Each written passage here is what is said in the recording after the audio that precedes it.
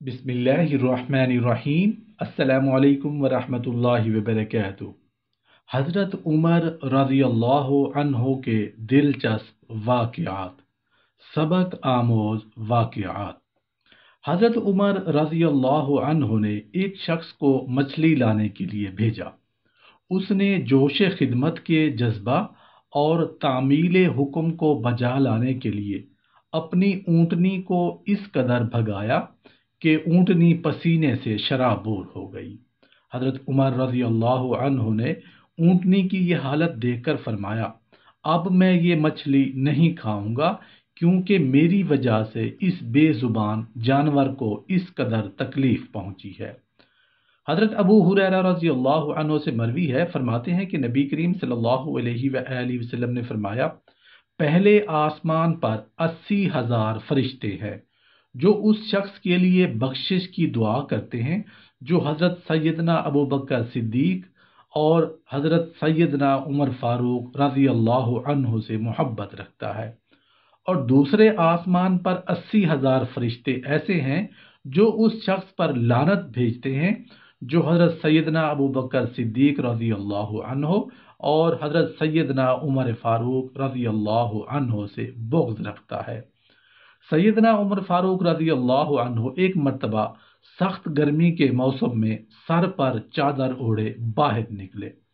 सामने देखा कि एक लड़का गधे पर सवार शहर की तरफ जा रहा है। आपने उसे आवाज दी, भाई जरा मुझे भी अपने साथ सवार कर लो। लड़का फौरन अपने गधे से नीचे उतरा और अर्ज की, अमीरुल मोमिनीन, पहले आप सवार हो जाइए। इरशाद फरमाया, नहीं, पहले तुम सवार हो जाओ, फिर मैं तुम्हारे पीछे सवार होऊंगा। फिर फरमाने लगे, तुम चाहते हो कि मुझे नरम जगह पर बिठाओ और खुद सख्त जगह पर बैठो?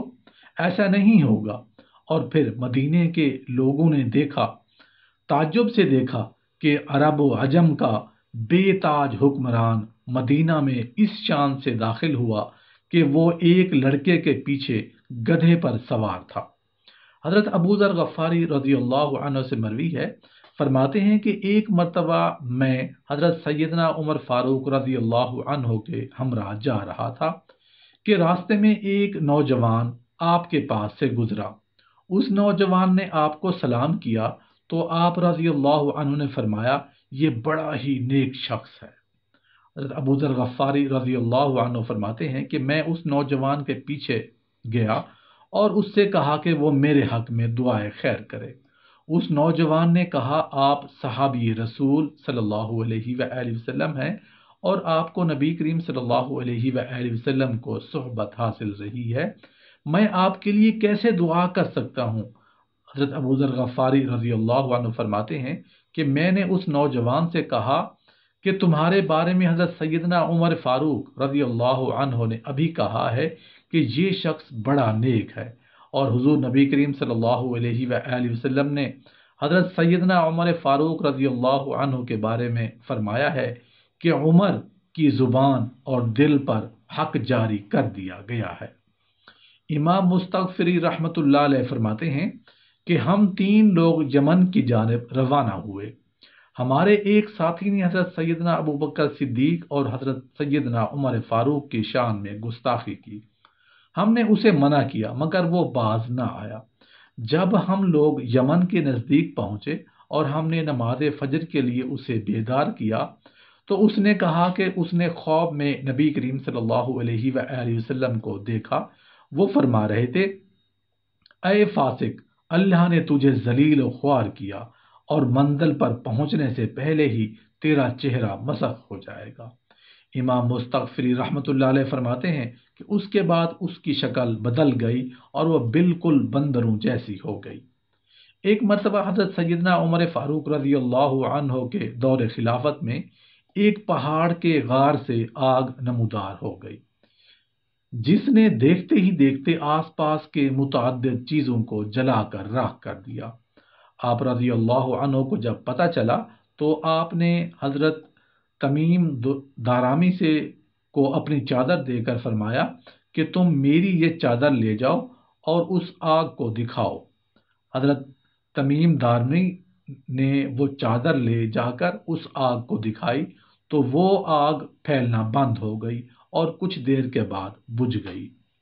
حضرت سیدنا عمر فاروق رضی اللہ عنہ کو قتل کرنے کے لیے شاہ روم نے اپنا ایک کارندہ بھیجا۔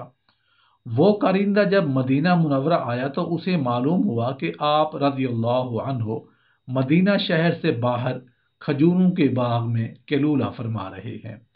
وہ کارندہ آپ کے پاس پہنچا اور نیام سے تلوار نکال کر آپ کو قتل کرنے کا ارادہ کیا۔ جیسے ہی وہ آگے بڑھا، اچانک اس کی جانب دو شیر منہ پھاڑے چنگھاڑتے ہوئے آگے بڑھے، جس سے وہ ڈر کر چیخنے چلانے لگا۔ حضرت سیدنا عمر فاروق رضی اللہ عنہ اس کی آواز سن کر بیدار ہو گئے اور اس سے چیخنے چلانے کی وجہ دریافت کی۔ اس شخص نے سارا ماجرا آپ رضی اللہ عنہ کے گوش گزار کیا اور آپ سے معافی کا طلبگار ہوا۔ آپ نے اسے معاف کر دیا اور اس شخص نے آپ کے دست حق پر اسلام قبول کیا۔ حضرت سیدنا عمر فاروق رضی اللہ عنہ کی ملاقات مدینہ منورہ کے نواح میں ایک نوجوان سے ہوئی۔ آپ نے اس نوجوان سے پوچھا کہ تمہارا نام کیا ہے؟ اس نے نہایت گستاخانہ انداز میں کہا کہ میرا نام جمرہ یعنی چنگاری ہے۔ آپ رضی اللہ عنہ نے پوچھا کہ تمہارے باپ کا نام کیا ہے؟ اس نے کہا کہ میرے باپ کا نام شہاب یعنی شعلہ ہے۔ آپ رضی اللہ عنہ نے پوچھا کہ تمہارا تعلق کس قبیلہ سے ہے؟ اس نے کہا میرا تعلق حرکہ یعنی آگ سے ہے۔ آپ رضی اللہ عنہ نے پوچھا کہ تم رہتے کہاں ہو؟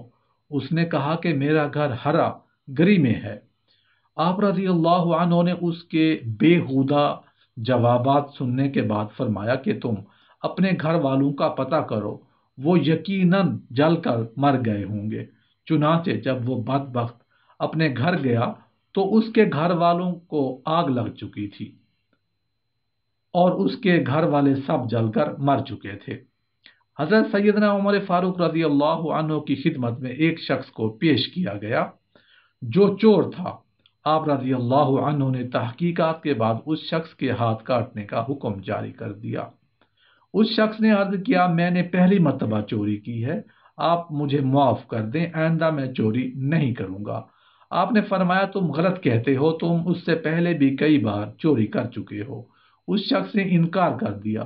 آپ رضی اللہ عنہ نے دوبارہ اپنی بات دہرائی تو اس شخص نے اقرار کر لیا کہ وہ اس سے قبل بھی کئی مرتبہ چوری کر چکا ہے۔ پھر اس نے آپ سے دریافت کیا کہ میرے سوا ان چوریوں کو کوئی نہیں جانتا، آپ کو اس کا علم کیسے ہوا؟ آپ نے فرمایا کہ اللہ تعالیٰ اس وقت تک کسی شخص کو ذلیل نہیں کرتا جب تک کہ اس کی برائی حد سے نہ گزر جائے۔